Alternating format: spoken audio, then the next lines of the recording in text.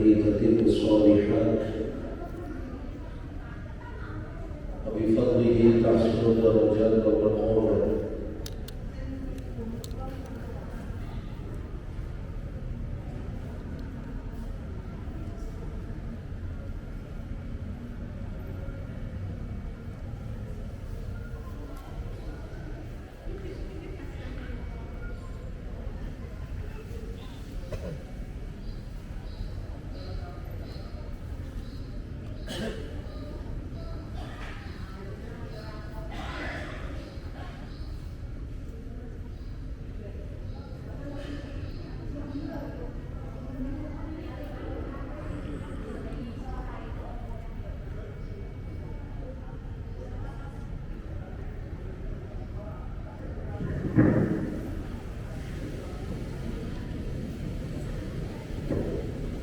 أشهد أن لا إله إلا الله وحده لا شريك له وأشهد أن سيدنا محمدا عبده ورسوله. اللهم صل على سيدنا ومولانا محمد وعلى آله وأصحابه أجمعين. رب اشرح لي صدري ويسر لي أمري واحلل عقدة من لساني يفقهوا قولي. Amma ba'du. Para jamaah Masjid Agung yang dirahmati Allah Subhanahu wa taala, maupun para pemirsa yang menyaksikan pengajian pada sore hari ini di rumahnya masing-masing lewat kanal YouTube kanal YouTube Masjid Agung Surakarta. Pertama, marilah kita mengucapkan puji syukur kehadirat Allah Subhanahu wa taala yang telah melimpahkan banyak kenikmatan kepada kita semua, terutama kenikmatan iman, Islam maupun kesehatan. Sore hari ini kita bersama-sama duduk di samping Masjid Agung Surakarta sambil menunggu waktu maghrib. Kita duduk di dalam majelis taklim sekaligus kita niatkan i'tikaf. Semoga insyaallah duduk kita ini termasuk Allah catat sebagai amal-amal saleh kita semuanya. Allahumma amin. Salawat salam semoga senantiasa tercurahkan kepada junjungan kita baginda Nabi besar Nabi Muhammad sallallahu alaihi wasallam, dan kita nantikan syafaatnya wabil khusus di yaumil qiyamah. Para jamaah sekalian yang dirahmati Allah Subhanahu wa taala, bulan suci Ramadan namanya cukup banyak, nama-nama kebesaran atau gelarnya bulan suci Ramadan cukup banyak. Di antaranya Syahrul Ramadan adalah Syahrul Maghfirah, bulan pengampunan. Karena memang Allah Ta'ala berikan ampunan dan amat banyak sekali yang tidak pernah Allah berikan di luar bulan suci Ramadan. Bulan Ramadan disebut pula dengan sebutan Syahrul Rahmah, bulan yang penuh dengan kerahmatan, kasih sayang. Bulan Ramadan yang paling terkenal disebut dengan sebutan Syahrul Quran, bulan Al-Quran.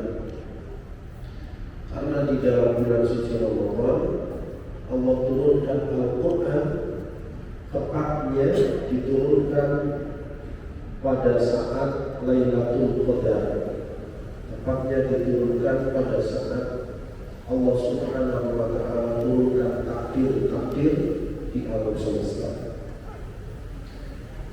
Kalau kita buka surah Al-Qadr, tepatnya ayat 1, Allah Subhanahu wa taala berfirman, A'udzu billahi minasy syaithanir rajim.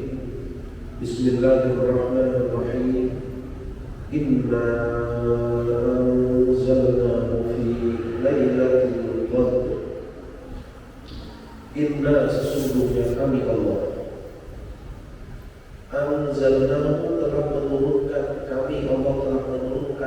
artinya menurunkan Al-Quran itu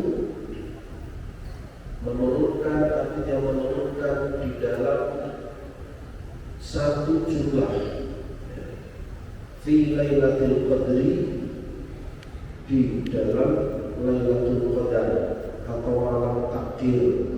Bisa diartikan pula malam keagungan atau malam kemuliaan Lailatul Qadar. Kemudian muncul pertanyaan, yang benar yang mana?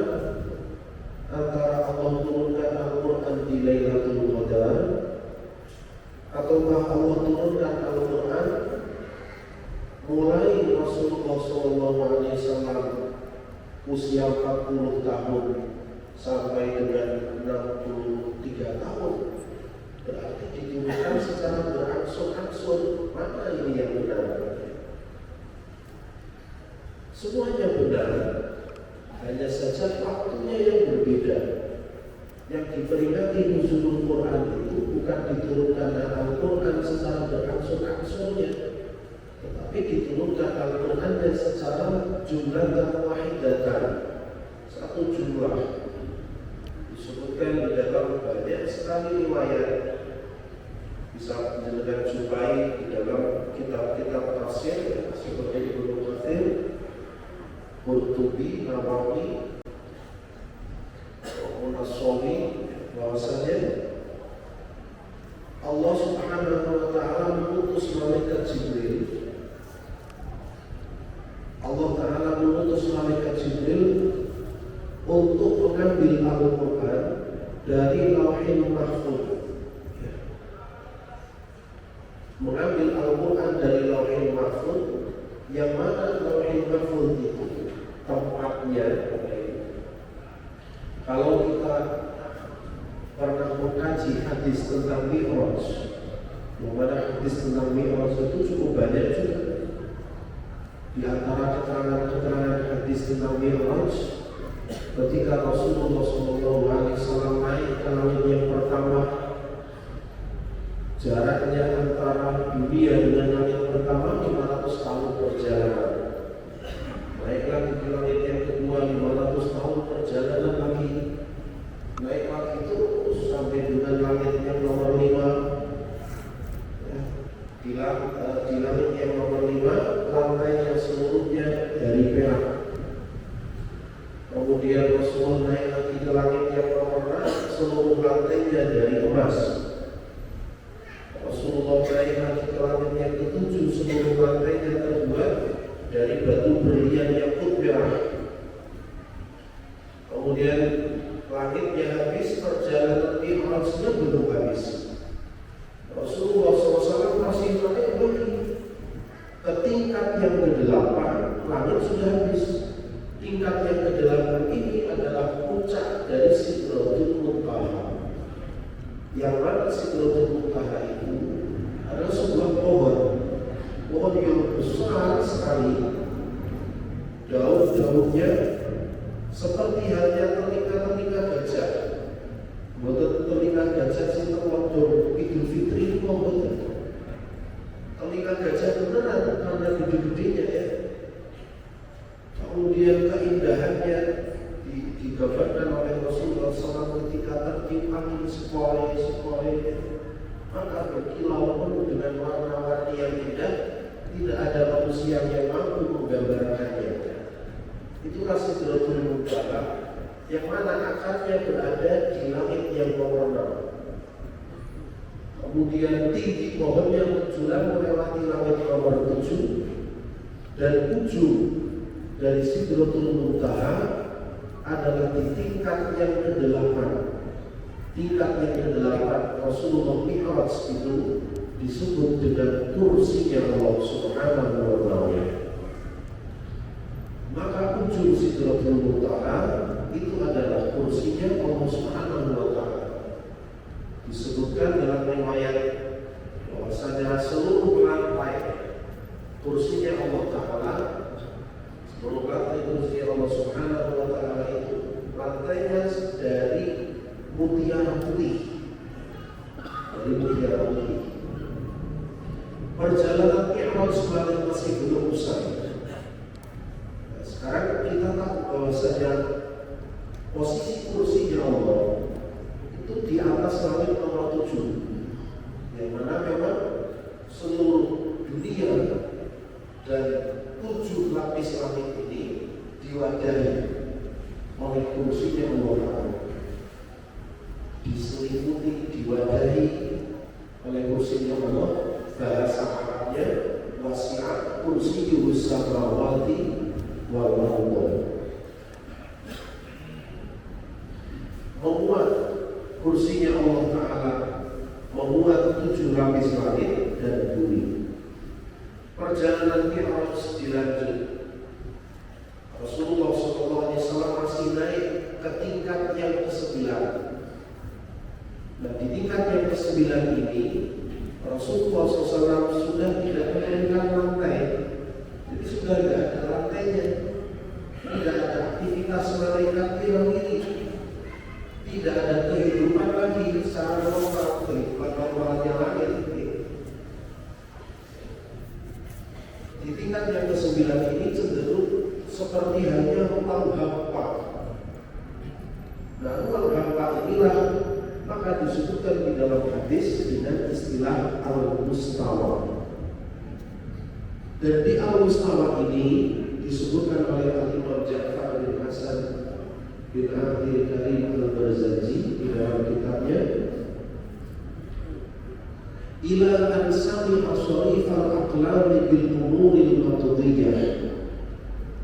Di al-mustawa itulah Rasulullah SAW mampu mendengar sharifal aqlami, kolam-kolam pena-pena takdirnya Allah Ta'ala sedang menulis catatan-catatan takdir seluruh alam semesta ini. Yang mana jika pena itu menulis takdir, terus tempatnya di mana? Tidak lain tempat penulisan takdir ada di Lauhul Mahfuz. Karena Lauhul Mahfuz itu adalah servernya alam semesta, pusat datanya alam semesta. Setiap daun yang jatuh dari tangkainya, kata Al-Quran, biji-bijian yang masuk ke dalam lubang terdalam, semua fi kitabim mubin, terdapat catatannya di dalam kitab Al-Mubin, yaitu Lauhul Mahfuz. Termasuk duduk kita semuanya di tempat ini ada catatan di Lauhul Mahfuz.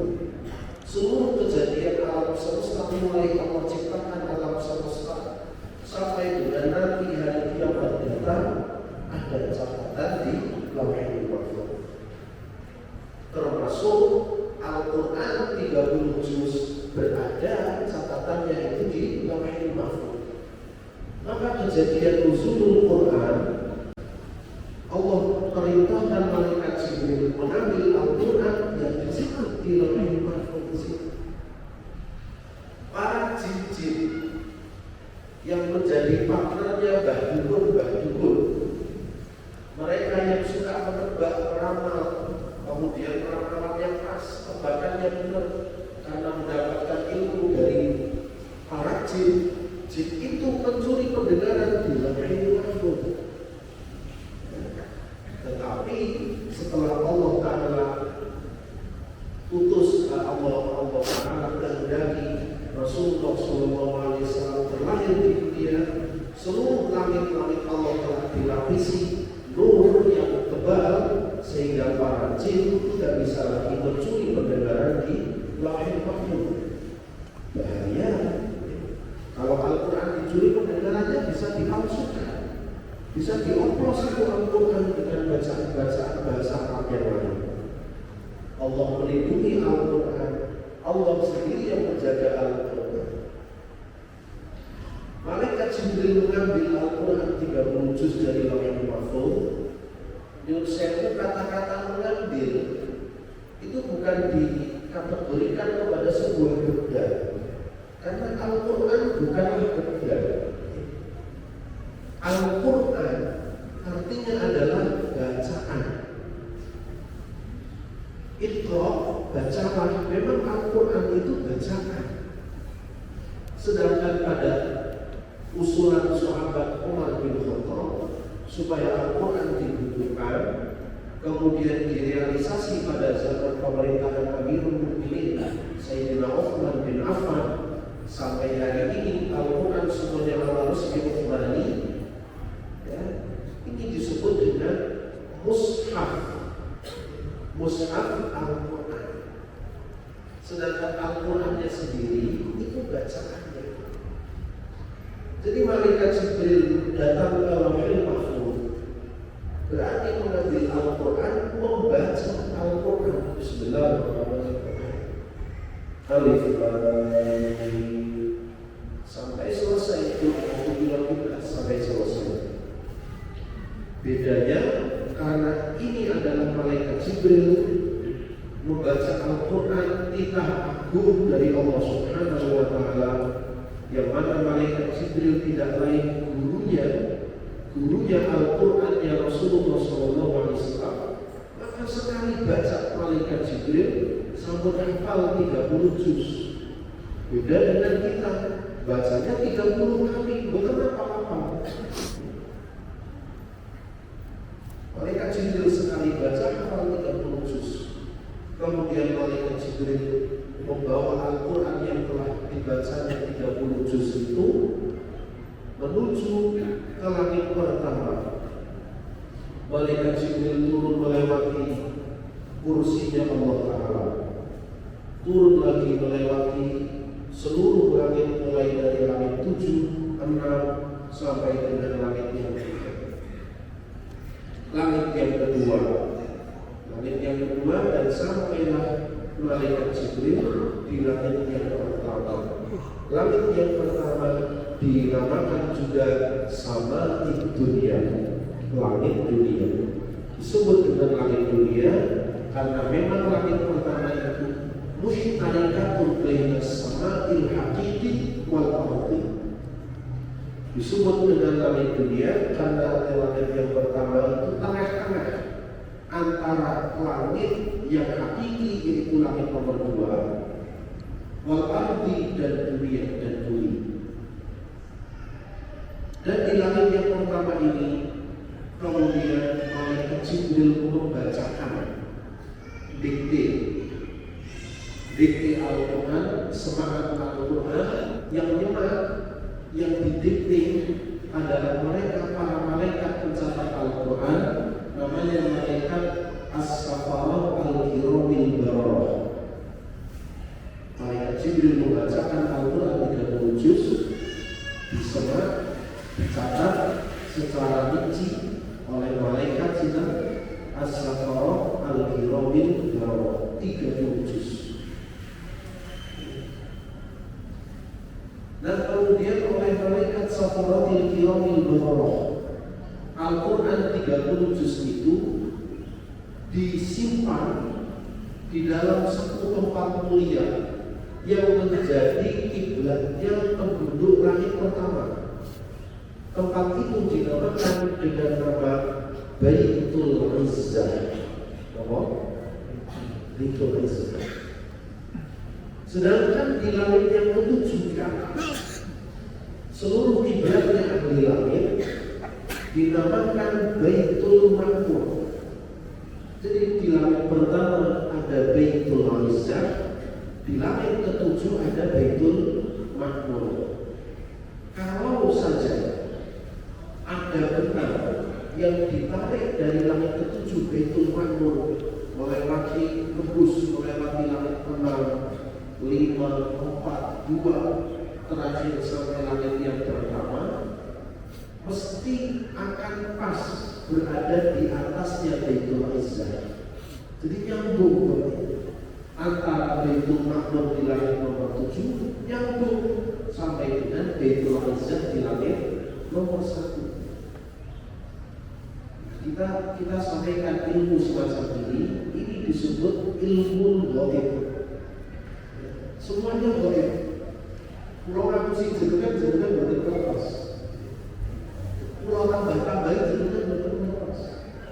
Tetapi ilmu ghaib ini semua disampaikan oleh baginda Nabi Sallallahu Alaihi Wasallam lewat hadis-hadisnya, kemudian dikumpulkan oleh para ulama ahli tafsir. Bisa baca dengan buka tafsir As-Sawi, al-Syarh tafsir Jalalain, itu ada disebutkan di sini. Nah, kemudian di dunia ada kiblat kita penduduk dunia namanya Baitullah atau Ka'bah. Niscaya ada benang ditarik dari Baitul Izzah yang pertama sampai Ka'bah, maka pas boten belok miring betul, lurus persis. Maka ada riwayat menyebutkan di atas Ka'bah itu ada satu alam khusus yang tidak bisa dimasuki oleh siapapun, karena alam ini tembus sampai dengan Baitul Izzah, tembus lagi sampai dengan Baitul Ma'mur, yang mana semuanya itu menjadikan kiblat untuk menyembah sujud kepada Allah Subhanahu wa Ta'ala. Nah, setelah Al-Quran didokumentasikan oleh yang bertugas yaitu malaikat Safaratil Kiramil Bararah, maka Allah Subhanahu wa Ta'ala baru memulai proses penciptaan manusia. Jadi sebelum Nabi Adam, Al-Qurannya sudah ada.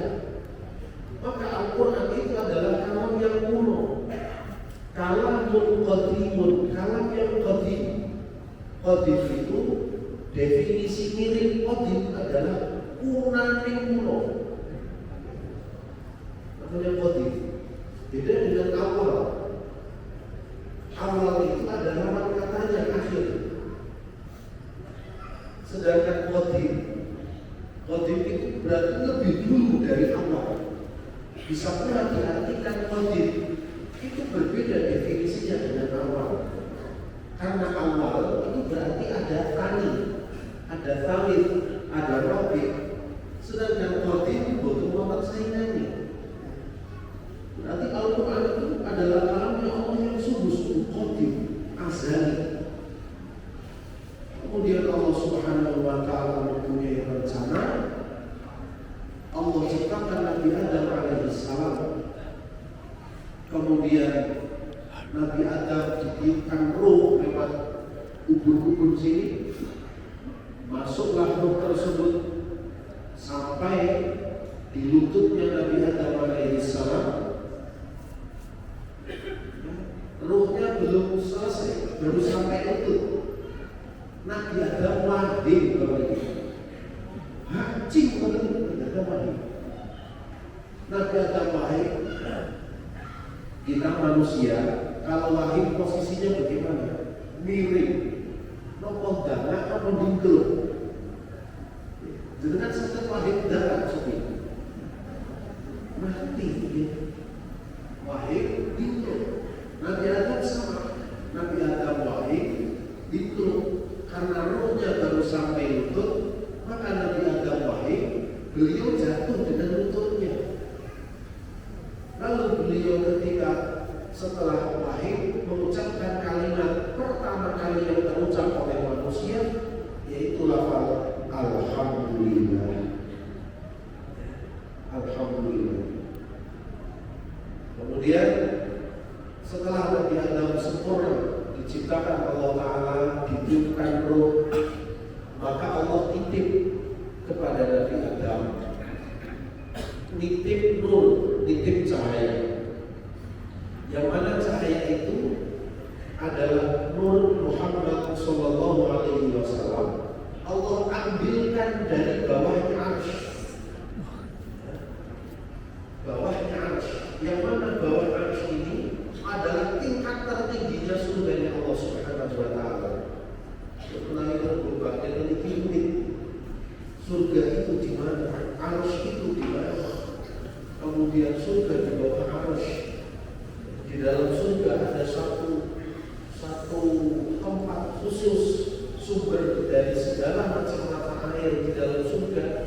Untuk membukanya harus membaca Bismillahirrahmanirrahim. Rumit kalau kita bahas tentang ini. Kalau Nur Muhammad tersebut dititipkan kepada Nabi Adam dan ditaruh di sulbi punggungnya Nabi Adam bagian bawah, atau disebut dengan istilah tulang ekor. Karena dari tulang ekor itulah sumber air mani yang nantinya Nur Muhammad dari situ akan berpindah ke rahimnya Siti Hawa yang suci, kemudian menurunkan putra yang akan meneruskan membawa Nur Muhammad berikutnya. Maka Nur Muhammad itu berpindah dari kening mulia ke kening mulia, dari rahim suci ke rahim suci, mulai dari Nabi Adam alaihissalam, dari sulb, dari tulang ekor beliau. Kemudian Allah Ta'ala perintahkan seluruh malaikat-malaikat Allah untuk sujud kepada Nabi Adam. Malaikat Allah semuanya sujud. Di dalam Al-Quran disebutkan fasajadu illa iblis. Semua sujud kepada Nabi Adam. Yang tidak mau sujud hanyalah si iblis. Semoga kita semua ini termasuk hamba-hamba Allah yang kami sujud. Kalau kita tidak sujud, dikhawatirkan kita mengikuti ajaran iblis. Tetapi sujudnya tidak sujud menaruh kening di lantai beton. Sujud ayat al-inhina, sujudnya rukuk, sujud penghormatan kepada Nabi Adam, yang hakikatnya adalah sujud menghormat kepada nur yang berada di badannya Nabi Adam alaihissalam, Nur Muhammad sallallahu alaihi wasallam. Kemudian malaikat setelah sujud, mereka semua melihat keindahan Nur Muhammad. Mereka memandang punggungnya Nabi Adam, sehingga Nabi Adam ketika menghadap timur, malaikatnya ke barat karena melihat punggungnya Nabi Adam. Nabi Adam yang menghadap ke selatan, malaikatnya lari ke utara. Sehingga Nabi Adam berkata, ya Allah, Masya Allah, apa yang ada di belakang punggungku?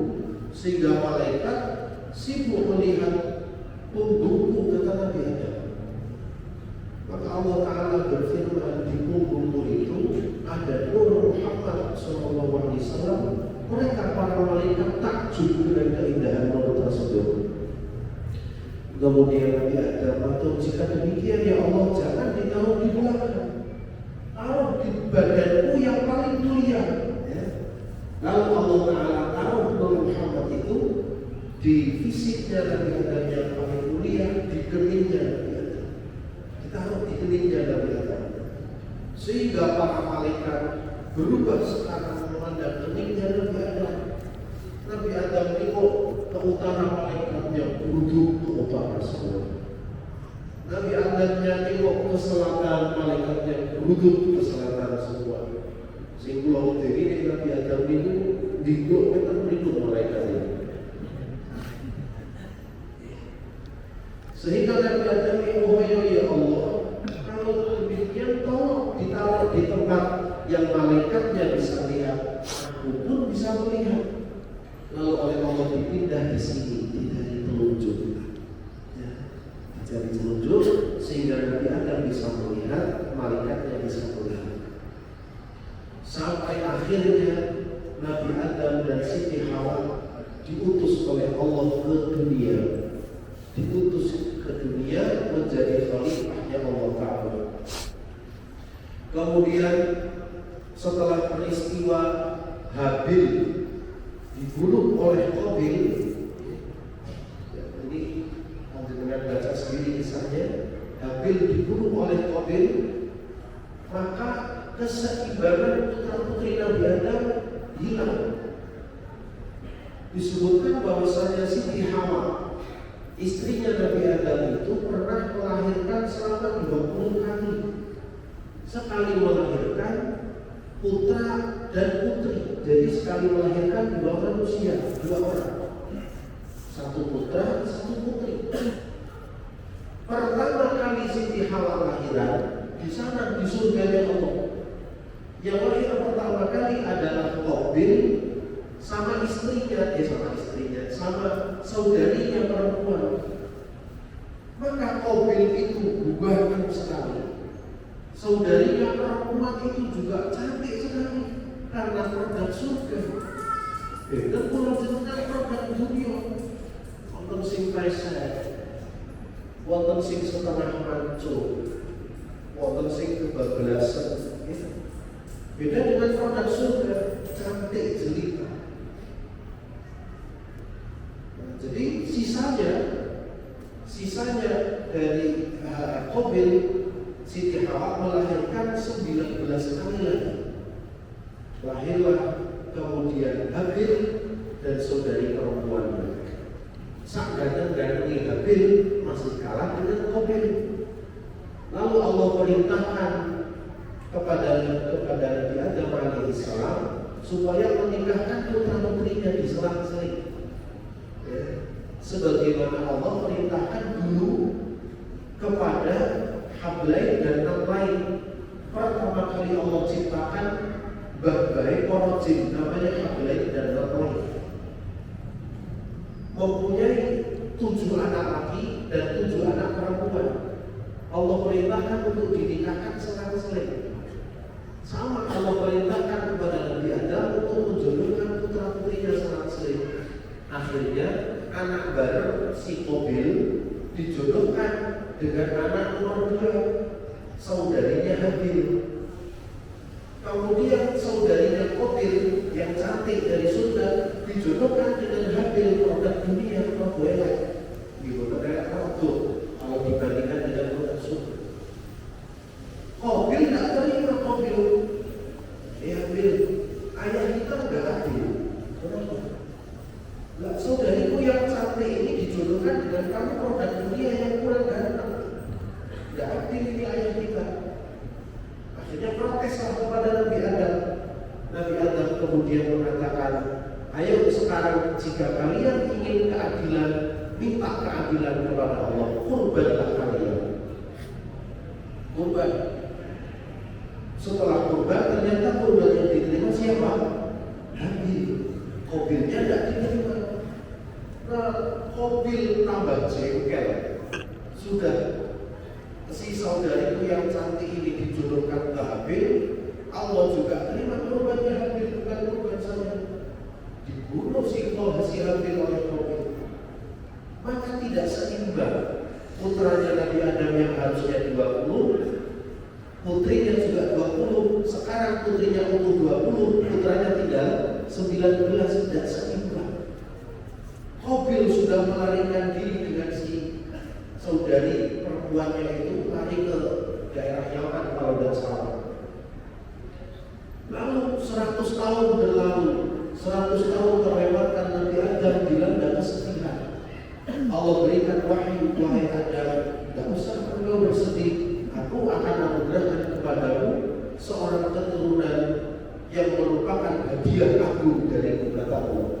Maka setelah lahir, putra tersebut dinamakan Syith. Yang mana ketika Nabi Syith di dalam kandungan, Nur Muhammad yang tadi kita sampaikan, Nur Muhammad yang ada di jari telunjuknya Nabi Adam hilang dan berpindah ke keningnya Siti Hawa. Jadi Siti Hawa menjadi seorang wanita yang cantik jelita luar biasa karena produk surga, plus membawa Nur Muhammad membayati hati surga. Sehingga setelah Nabi Syith lahir, Nur Muhammad yang berada di keningnya Siti Hawa hilang, berpindah ke keningnya Nabi Syith alaihissalam. Mulai saat itulah Nabi Adam alaihissalam mengumpulkan seluruh putra putrinya. Beliau berwasiat bahwasanya siapapun di antara anak cucuku yang membawa Nur Muhammad sebagaimana Syith putraku ini tidak boleh beristri dengan wanita sembarang wanita, karena ia akan mewarisi Nur Muhammad ini. Pesan Nabi Adam ini benar-benar diambil, dibawa oleh Nabi Syith. Pesan kepada putra putrinya Nabi Syith. Putra putrinya Nabi Syekh pesan lagi kepada putra-putrinya, sehingga seluruh nenek moyang Rasulullah Sallallahu Alaihi Wasallam satu pun tidak ada yang hamil di luar nikah. Allah yang menjaganya. Hafizal ilahu karamatan li Muhammadin aba'ahul abjada sawna li ismihi tarakus sifaha falam yusib hum'aruhu min adamin wa ila abihi wa ummihi. Jadi kisah ini kita ambil dari riwayat hadis kalau tidak salah hadis mauquf. Jadi Al-Imam Abi Sa'id ambil balik dari Nabi Uthman Muhammad bin Ibrahim al-Qurtubi al-Saburi wafat tahun 406 Hijriah di dalam karya akhirnya kitab Syarahul Mustafa. Itulah kisah perjalanan Nur Muhammad sampai Nur Muhammad yang turun-temurun sampai dengan ayahanda Rasulullah Sallallahu Alaihi Wasallam, Sayyid Abdullah. Lalu dari Sayyid Abdullah berpindah ke rahim mulia siapa? Siti Aminah binti Wahab. Lalu lahirlah Rasulullah Sallallahu Alaihi Wasallam pada hari Senin 12 Rabiul Awal tahun Gajah 571 Masehi. Kemudian Rasulullah Sallallahu Alaihi Wasallam diutus menjadi nabi pada usia beliau 40 tahun. Ketika itu Rasulullah SAW berada di Gua Hira sedang bermunajat karena merasa sumpah dengan kondisi kaum Quraisy yang semakin hari semakin rusak luar biasa, goblok, sehingga zaman tersebut zaman kebobrokan. Saking gobloknya disebut dengan istilah zaman jahiliyah, zaman kebobrokan. Bagaimana bentuk goblok? Seorang wanita dianggap sebagai boneka mainan. Ada orang yang judi, kalah judi, selesai hartanya habis. Aku mau main judi lagi, apa taruhannya? Istriku katanya. Nauzubillah minta. Rasulullah munajat karena pusing dengan kebobrokan kaumnya. Di dalam munajatnya di Gua Hira inilah Allah Subhanahu wa Ta'ala mengutus malaikat Jibril untuk mengenalkan wahyu yang pertama. Wahyu Al-Quran yang pertama diturunkan hanya 5 ayat dulu. Malaikat Jibril menghampiri Rasulullah, dipeluk kehangatan oleh malaikat Jibril. Ya Muhammad, Iqra ya Muhammad. Kata baginda Nabi, ma'ana biqari, saya tidak bisa baca. Dilepas oleh malaikat Jibril. Kemudian dipeluk lagi, ya Muhammad, Iqra, bacalah. Ma'ana biqari, saya tidak bisa baca. Dilepas. Yang ketiga kalinya, ya Muhammad, Iqra bismi rabbikal ladzi khalaq. Khalaqal insana min 'alaq. Terus Iqra wa rabbukal akram alladzi 'allama bil qalam 'allamal insana ma lam ya'lam. Hanya 5 ayat. Ya.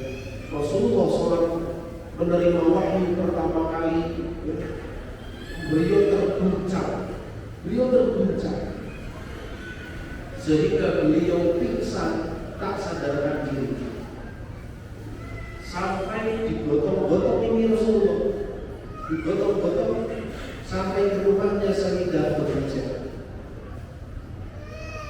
Di sana bahkan Abu Jahal bicara, Khadijah, bagaimana dengan suamimu? Apakah suamimu lagi tidak normal katanya? Oh enggak, suamiku baik-baik saja.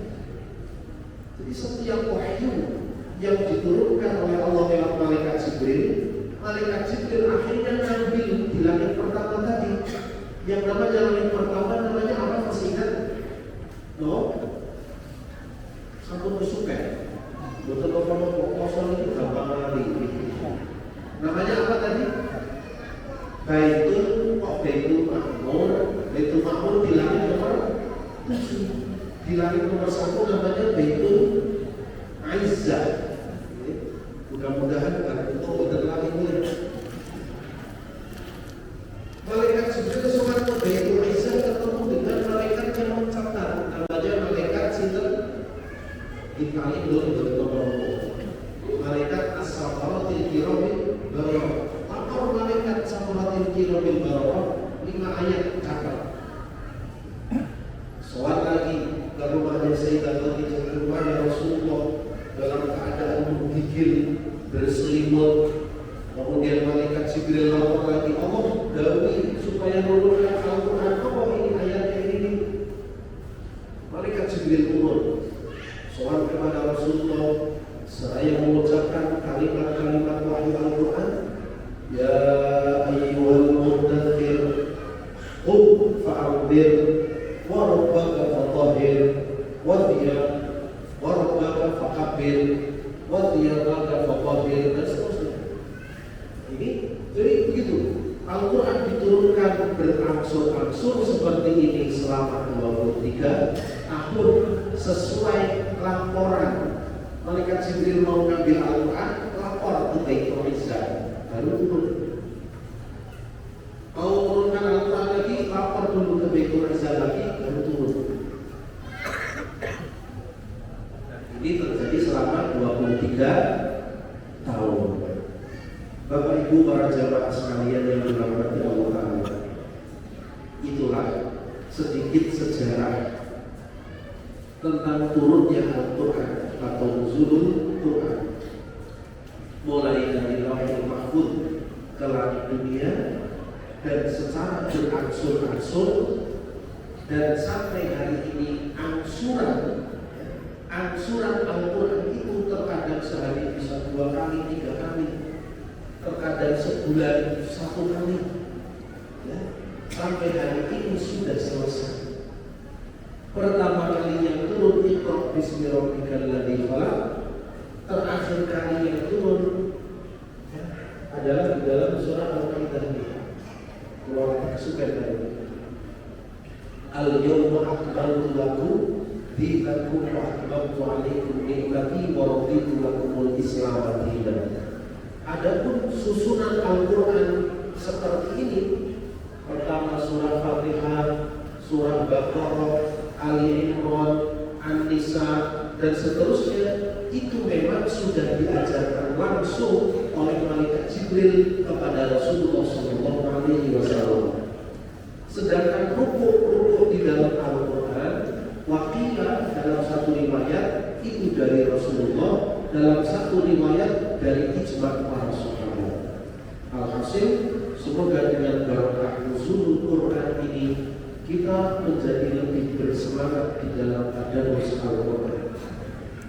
Kita bisa menjadi lebih mahabbah, cinta terhadap Al-Quran.